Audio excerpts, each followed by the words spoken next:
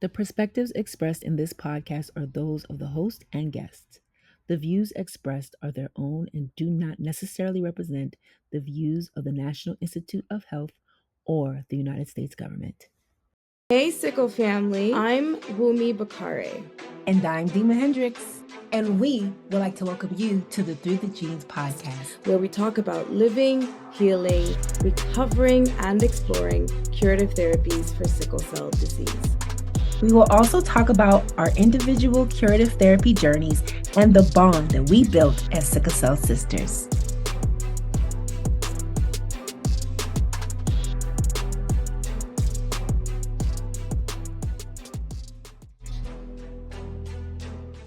Red blood cells are like a disc, almost like a frisbee, if you will. And in sickle cell disease, what happens is the hemoglobin molecules inside that cell snap together like Legos. And when they do that, they can change the shape of that cell from a frisbee to a more sickle form, a banana shape or curved shape, which is what the disease gets its name from, of course. Because the red blood cells are that crescent shape, they don't live as long and they don't carry oxygen very well. A shortened red blood cell lifespan results in a cascade of events occurring in the body: chronic anemia, severe pain, strokes, fatigue, decreased lung function, kidney function, heart function, and ultimately for the adults, a decreased lifespan. In the last decade, there's been an explosion in the options to cure sickle cell disease. And the science is as elegant as it gets in human work. That you can take somebody's cell, fix that person's cell, put that cell back into that individual, and they're going to be cured of that disease. That is just a beautiful concept that we all dream about. This is a completely new way of thinking about sickle cell, and engaging patients in these conversations is so important. That discussion is not a 4-hour discussion. That discussion is over years because it's experimental therapy and the information is evolving. There's a role for this expensive, more scientifically amazing curative type therapies. But also we must focus on eliminating the disease burden in a broader population. Hello, everyone, and welcome to the very first episode of Through the Genes. My name is Dima Hendricks, and today I'm joined by my beautiful sickle cell sister, Wunmi Bakare. Wunmi, say what's up to the people. Hey, Sickle family. Okay, Hi. first and foremost, people got to check out what's happening here, all right? Fearless Warrior, check. Sickle Sister, check. Lover of the color purple, triple check, okay? Fit is right, face is right. All right, well, hi everyone. So I'm Wunmi, and I want to share with you my sickle cell story. So, sickle cell is the rock on which I have built my perfectly imperfect life. But for many years, I was plagued by this debilitating blood disease. In 2015, what started as a summer vacation turned into a nightmare when I was diagnosed with MAC infection, which stands for Mycobacterium avium complex. And that bacterial infection started in my lungs and then spread to my kidneys, my liver, and my entire bloodstream, leading to a cycle of vaso-occlusive pain episodes that was ongoing for about 2 years. I was genuinely desperate to see my 30th birthday, and that kind of led me to start researching curative therapies for sickle cell disease. And then in 2019, I went to the National Institutes of Health and participated in a stem cell clinical trial. And so I live my life today sickle cell free, but of course, still navigating some of the complications that I experienced from having sickle cell disease for well over 30 years. Now, for me, I like to say I was able to turn my pain into purpose, and that has led me to becoming a patient advocate and a thought leader. But my goal is to erase the stigma of sickle cell disease through proactive and reactive engagement with the media, as someone who has a 15-year background in PR and communications. I honestly believe that if we tell authentic patient stories, then we can inspire compassionate and respectful care for this underrepresented community. Now, Dima, I know we share a few things in common, so why don't you tell us about your sickle cell story? So, like you, I was desperate to find a cure. Living with sickle cell disease left me with many complications, a mini stroke, blindness in one eye, numerous hospitalizations, and enduring the relentless agony of sickle cell crises. In my desperation, I signed up for a clinical trial, Okay. and it was for a potential curative therapy, as you know. But unfortunately, I developed a blood clot at the end of a dual lumen port, Mhm. and it was the same port used to extract my stem cells. The blood clot lodged into the right side of my ventricle of my heart, and I had to have open heart surgery. I said my goodbyes to my family, but Yes. I woke up and there was many complications later after the open heart surgery, iron overload, uh, just to name a few. But I was released from the clinical trial. But my unfortunate journey further ignited my passion for advocacy. And I hold space for the community because I feel like the warrior battle is mine to share. And together we can march forward through the pain. So I continue to fight through the pain. I And, have survived through the pain. and together we're here to present Through the Genes. Episode 1: The History of Sickle Cell Research with Vince Bonham. So we just heard our stories.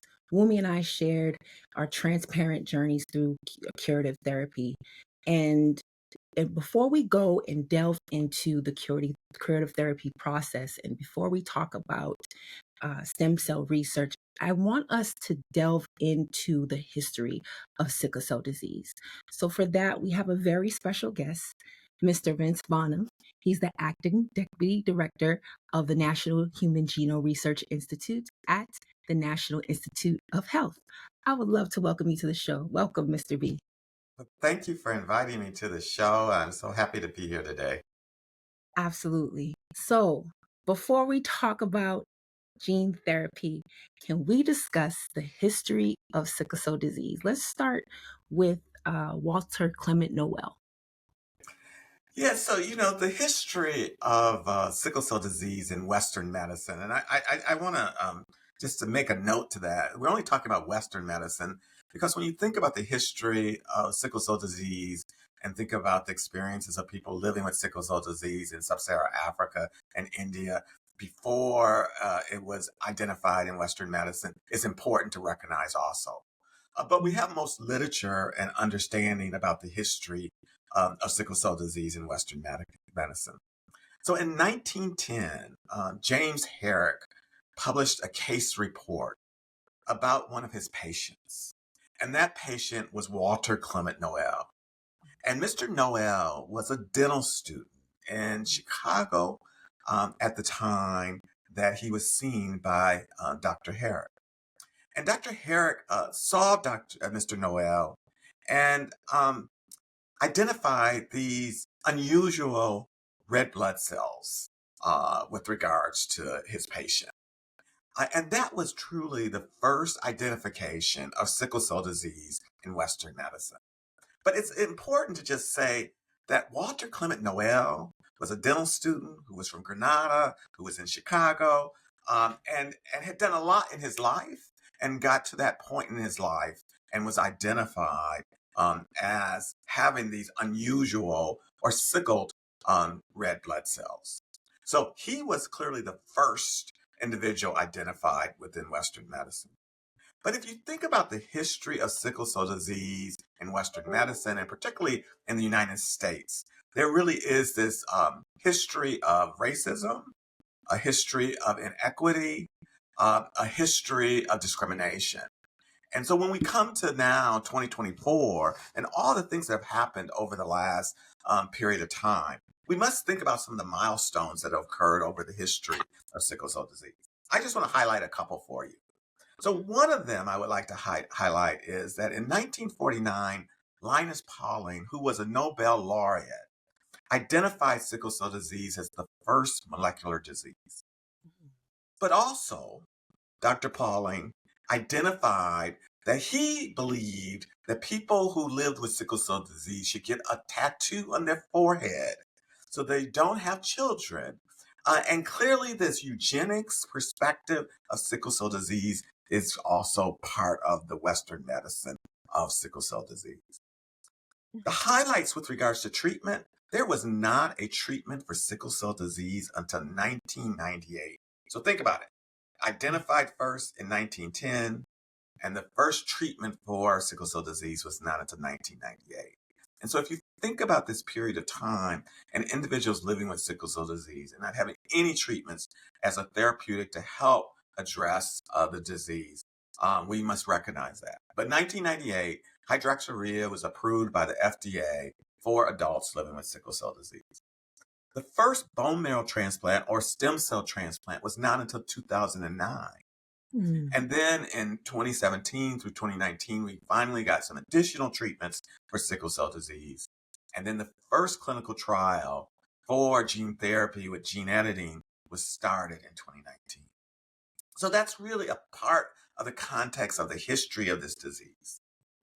Thank you for that amazing history lesson, because I think oftentimes as patients within the community, including caregivers, we don't really know how much inequality and systemic racism has gone into it. I mean, if it was identified in 1910 and there wasn't a drug approved by the FDA till 1998, I can only imagine what patients who are born within that space and time must have gone through. We think we're dealing with other inequities within the healthcare system, not fully realizing that those that came before us probably had it harder because at the time there wasn't a standard of care treatment.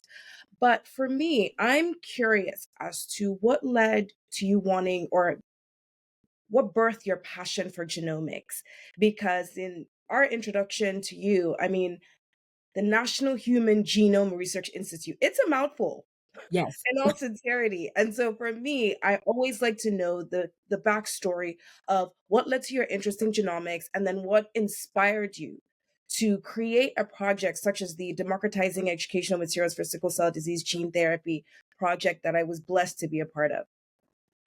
So my passion for genetics and genomics really is a context of family history, of my personal history, of inequities that I saw within the healthcare systems that were related to individuals with genetic conditions.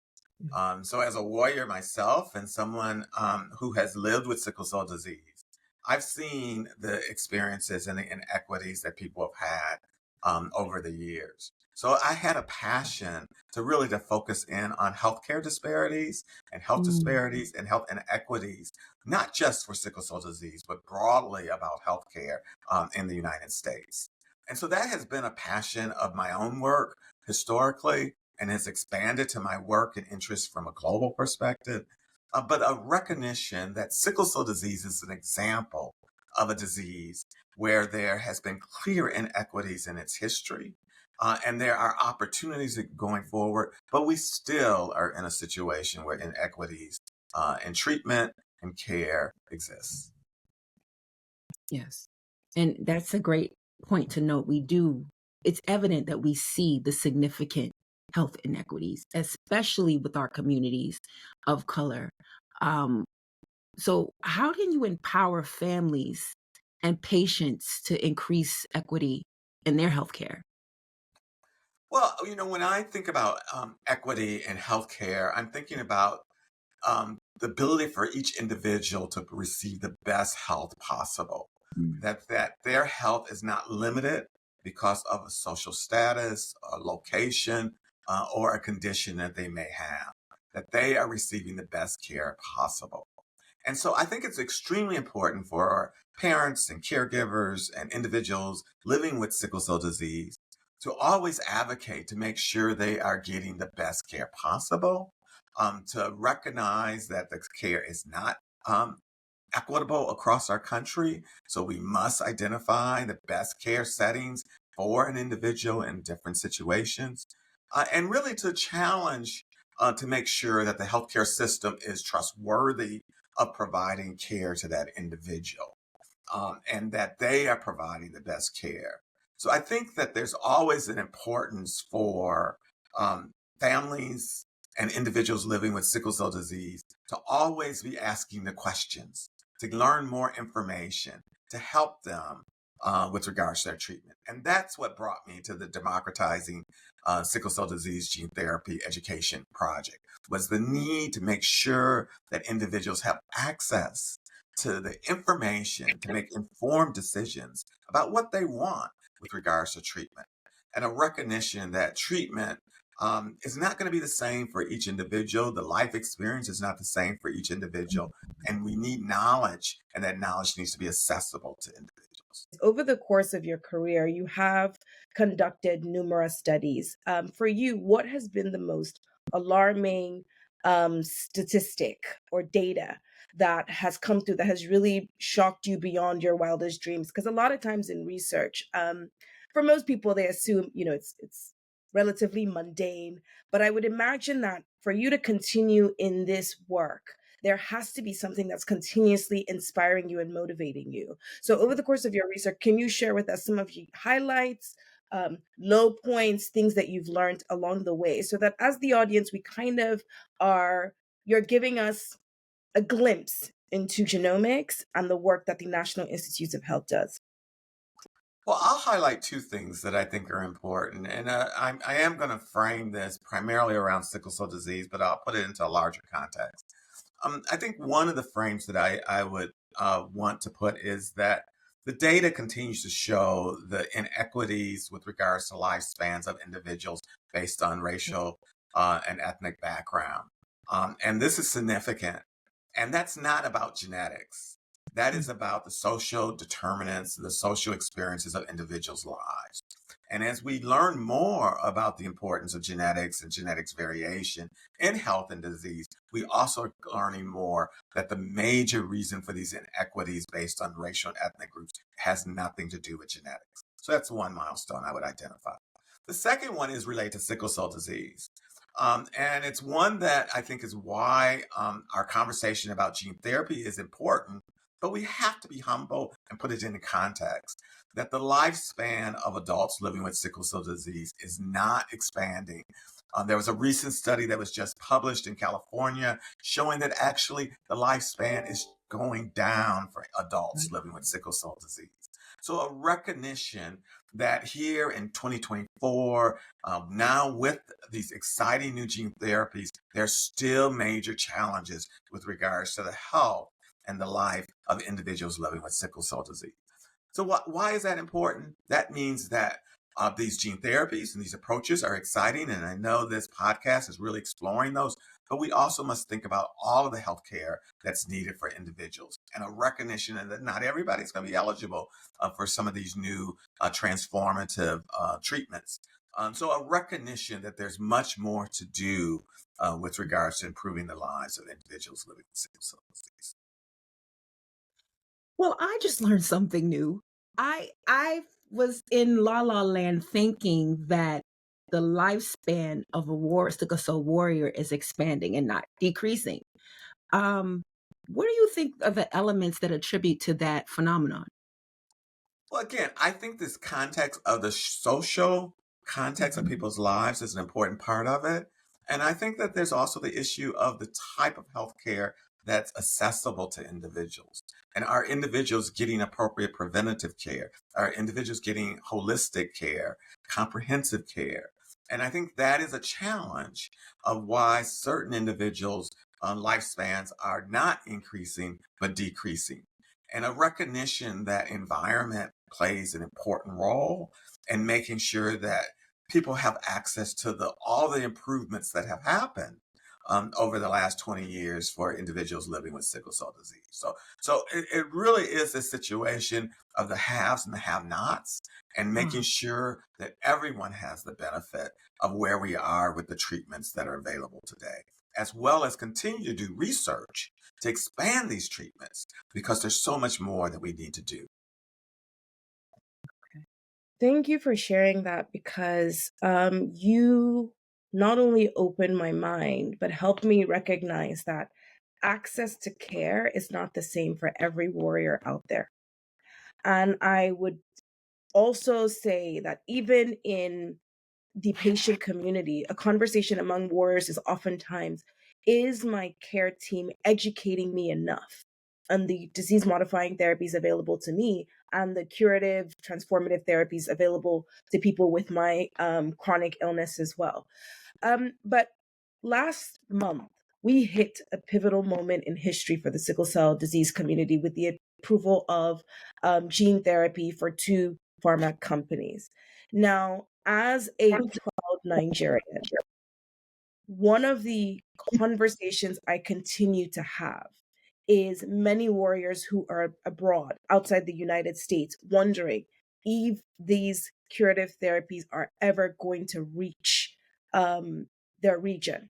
So, can you talk to us about what are your hopes for the future? Because one of the recurrent conversations we have is that you constantly say our work isn't done. We have a lot more work to do.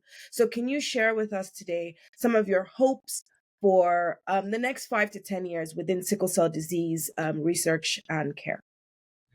No, I think that there's so much to be done, and a recognition that the true burden of sickle cell disease is not in these high income Western countries, but truly in sub-Saharan Africa and India is where the significant burden. And will countries, will Nigeria, will other countries have access to these new treatments and therapies? So I would just say two issues. One is there's research going on, there's work going on in these countries.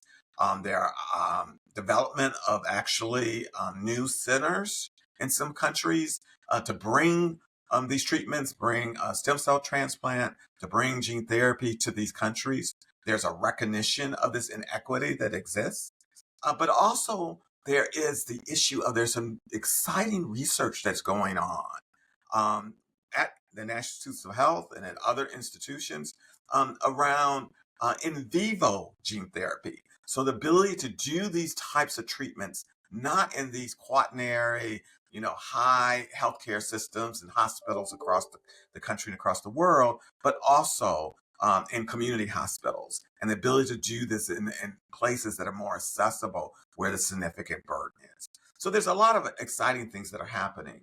But again, I want to step back and say it's not just gene therapy or stem cell transplant that's not available in these countries.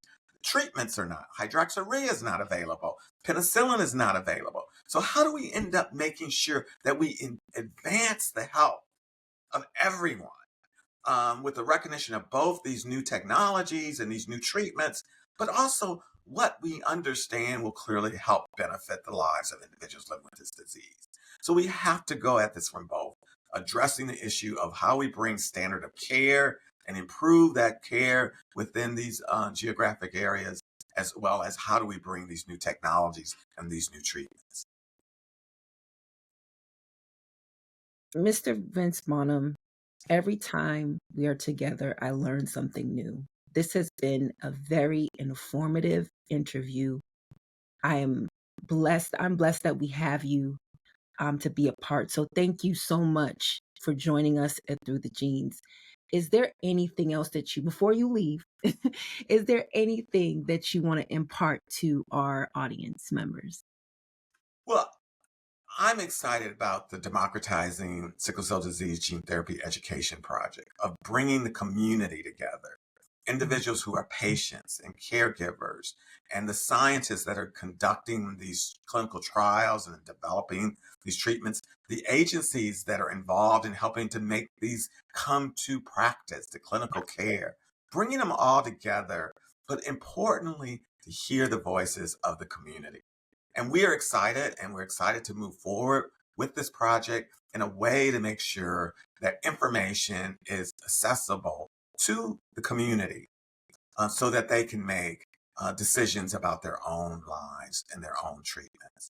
So with that, I'm looking forward. We have had a major milestone in December of 2023 with the approval of these two new treatments. It is an exciting time for sickle cell disease, but we have much more work to do.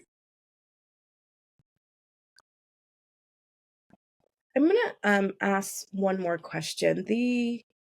What inspired the democratizing project? Because being a part of that felt like a moment in time. I think the very first session, there was a moment where I was emotional because I had never seen all of these primary stakeholders brought to the table at the same time, where it felt like we were peers as opposed to the the clinicians are here and then the patients are right here, the caregiver community is right here. So what for you, what was the true inspiration behind that project? And can you share with us a little bit, how did you go about putting that together, convincing everyone to come to the table for one great cause? So over my research career, a primary area of my work is working with communities and conducting community-based participatory research. So working with communities, not working just in a silo as a researcher off on my own. Having the voices and the perspectives and the input of the community is an essential part of my work. And some of my early work that was not about sickle cell disease, but was about genetics and genomics, was bringing different communities and voices together. So the Democratizing Sickle Cell Disease Gene Therapy Education Project was a component of that, a recognition that only when you bring everybody together with their views and their perspectives can you create the level of information that you want, and to make sure that it is reaching the needs of the community. So it's a part of a process. And I was honored that people said yes and were willing to make the commitment of time to spend those days together and to review materials and to provide their input, because everyone really is seeking to make this community's health better who are engaged in this research. And so I'm excited and honored to have that ability. And I just want to thank everyone who was part of the Democratizing Project for the time and energy and their perspectives that they brought to the table. The Democratizing Education for Sickle Cell Disease Gene Therapy was developed by the National Human Genome Research Institute. The goal of the project is to develop open source, high quality patient education materials for sickle cell disease gene therapies. With the rapid and promising advancement of gene therapy, it is important that the sickle cell community is equipped with information to make informed decisions about the risks, benefits, and limitations of new cell and gene based therapies. I think a lot of times it's important to reflect, because a lot of people, I like to say, they crawled so we could walk and fly today. And so to see kind of the from 1910 to 98, it's jarring to recognize how many decades have passed before a medication, a disease modifying drug was created.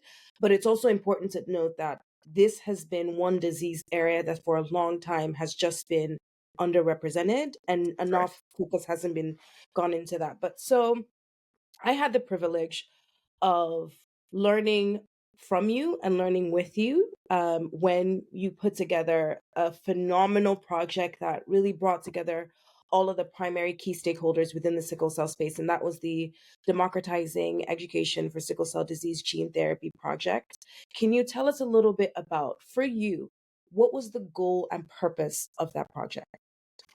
So the goal of the Democratizing Sickle Cell Disease Gene Therapy Education Project was to provide a forum, an opportunity for the community to come together, to make sure that the community, and particularly caregivers and patients and families, have accurate information about the risks and benefits of sickle cell disease gene therapy that are not aligned necessarily with the companies that are moving forward the work, but that is scientifically accurate in a way to help communities and be accessible to communities.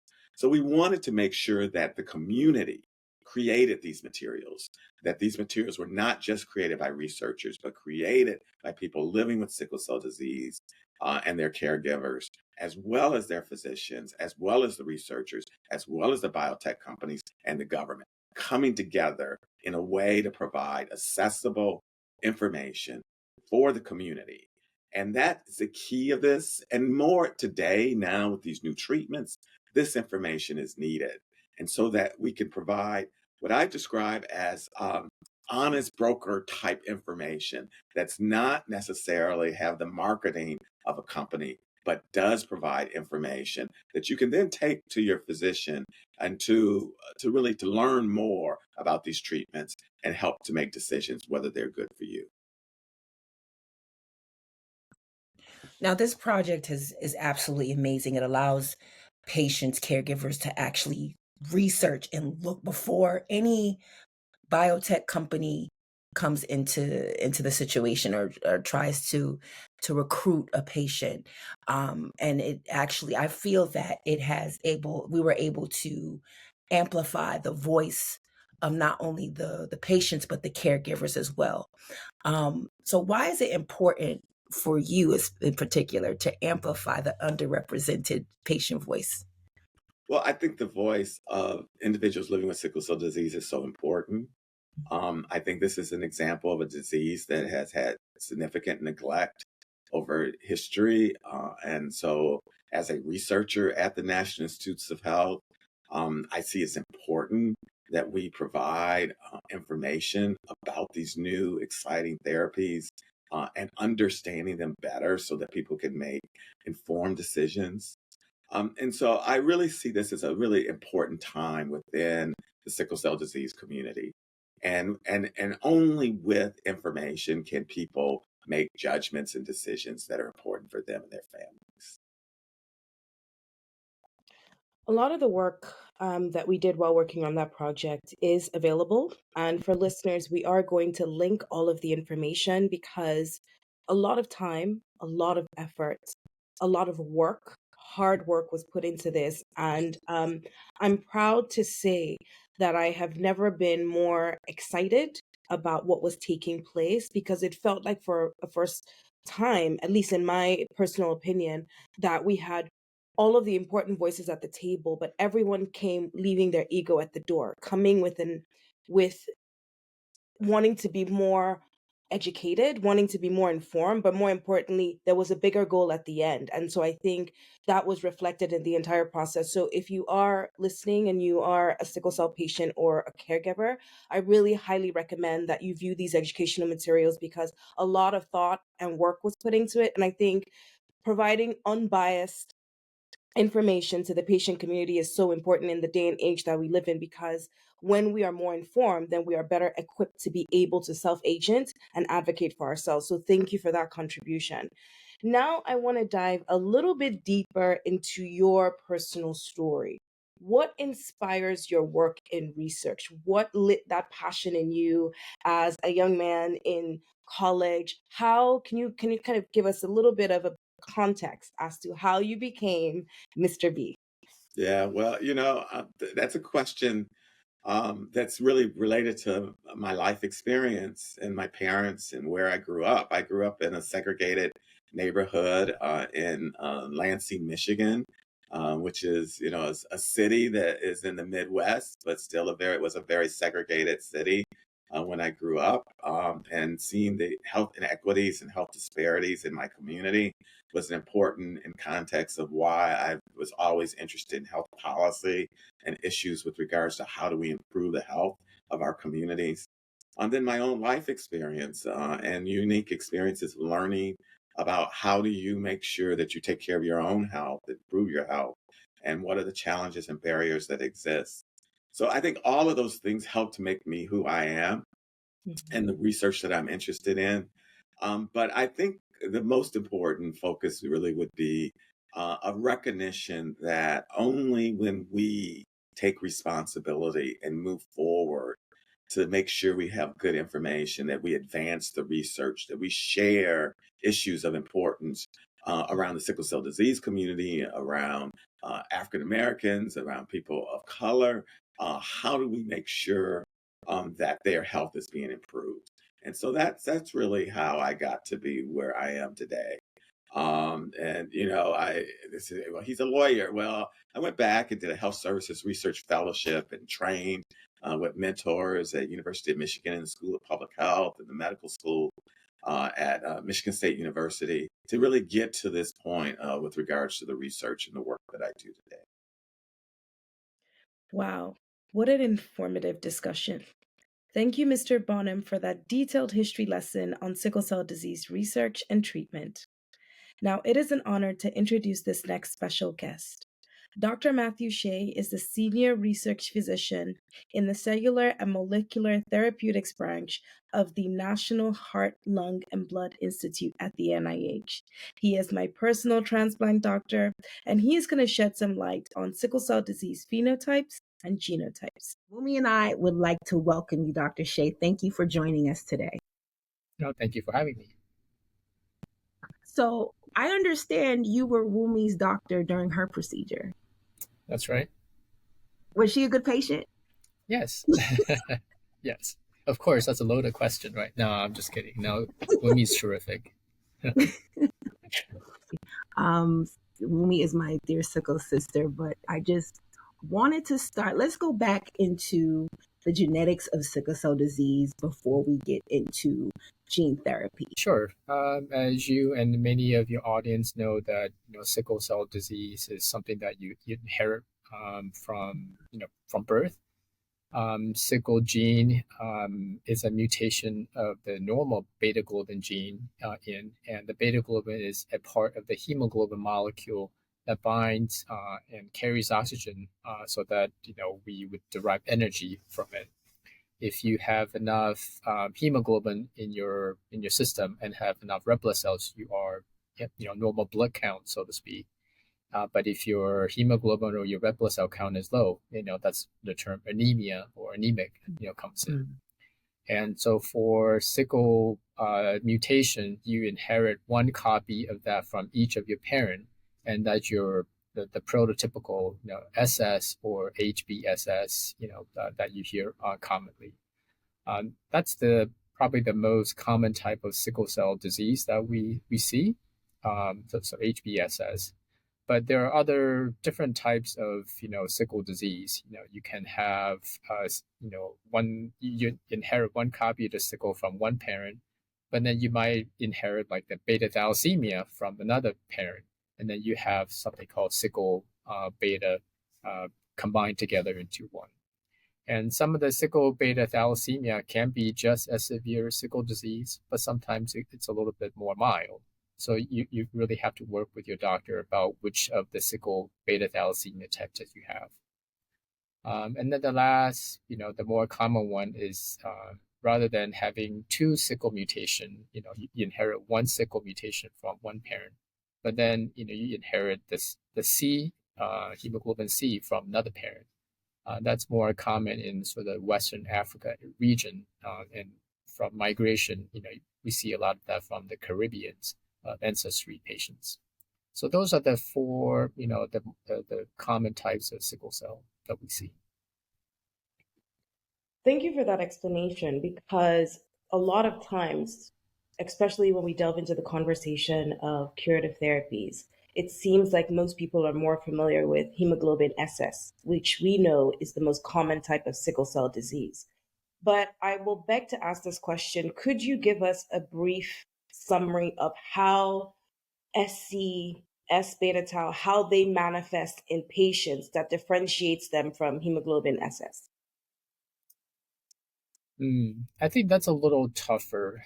The SS patients and the more severe portion of the S beta, or what we call the S beta 0, they are the more severe type, and they tend to have they're more anemic, so their hemoglobin level is lower. They tend to have more pain crises.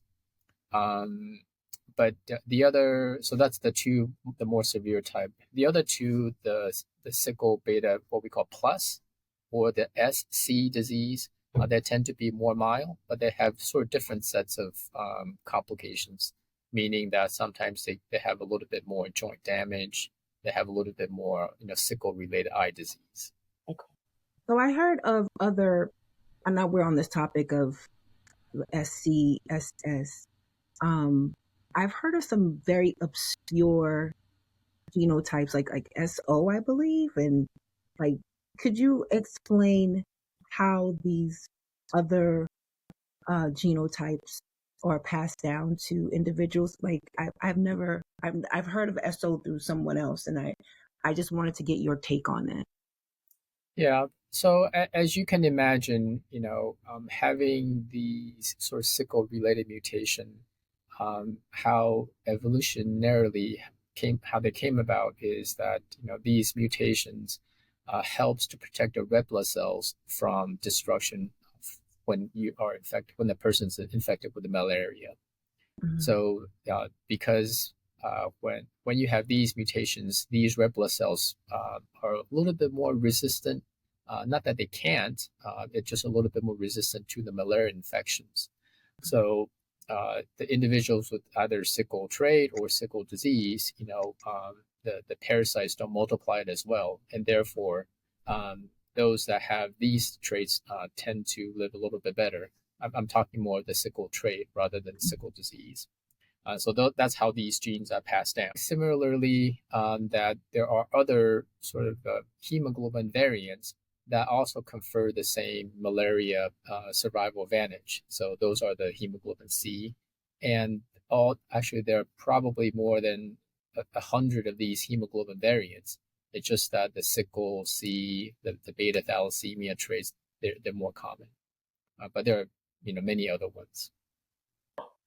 Thank you for that clarification, because I think oftentimes, even as patients within this community, we fully understand how, at least I can speak for myself, I fully understand how SS and how SC manifests, but some of the other phenotypes and genotypes of sickle cell disease are a little nuanced and specific to people from a different ethnic or racial background. We had spoken to Dr. Vince Bonham, and he kind of walked us through the history of sickle cell disease, starting with when it was discovered in 1910 with Walter Clement Noel, all the way to 98 when hydroxyurea was then approved as the standard of care for sickle cell disease. Can you share with us some of the advances that have been made in treating sickle cell disease to present day? Sure. I think Dr. Bonham did a nice job, in introducing hydroxyurea as the first medicine that's been approved for sickle disease. I would say there have been just a lot of what I call basic, meaning in the laboratory type of research, trying to understand sickle better and really trying to find alternatives and just additional therapies to hydroxyurea. And, I think with, since 1980s, 1990s into the present, a lot of work did go into it, but it's not until the last about 6 or 7 years where there are additional medications. So there are 3 additional medications other than hydroxyurea now have been approved, so that total 4. I'll just use the generic names because I find them easier to pronounce. The first one is L-glutamine, or some people call it Endari. Those are the powder that you have to dissolve, and you take it probably twice a day, and that's mainly used to help to reduce painful crises and also potentially hospitalizations for pain crises. The second one is called Voxelotor or Oxbryta. It works very differently than the L-glutamine. It tries to ask the hemoglobin molecule to hang on to the oxygen just a little longer, so that it doesn't the sickle hemoglobin doesn't stack them up as much when the oxygen is bound to it. And when the hemoglobin molecule doesn't stack up, they don't the red cells don't sickle as much. So that's what the Voxelotor does. And the last one is something called crizanlizumab. It's an actual infusion rather than oral medication. And it's an infusion initially given twice a month, and then subsequently just once a month. That's also used to reduce painful crises, and it works differently than all the other ones in that it makes the red blood cells and the platelets a little less sticky. As we know, the pain crises is when the red blood cells, they stick to each other and stick to the blood vessels. And on the next episode of Through the Genes podcast, we sit down with CRISPR gene editing recipient Jimmy Olahere to learn more about his journey with this curative therapy. Based on that, would you recommend CRISPR gene therapy to other warriors? No, not really. And I say that because I think everyone has a different journey in life. So I definitely would say it works, and I would recommend it to someone like me Through the Genes is funded by the National Human Genome Research Institute, part of the National Institutes of Health, through the Democratizing Education for Sickle Cell Disease Gene Therapy Project. Don't forget to follow Sickle Cell Prodigy and Through the Pain Inc.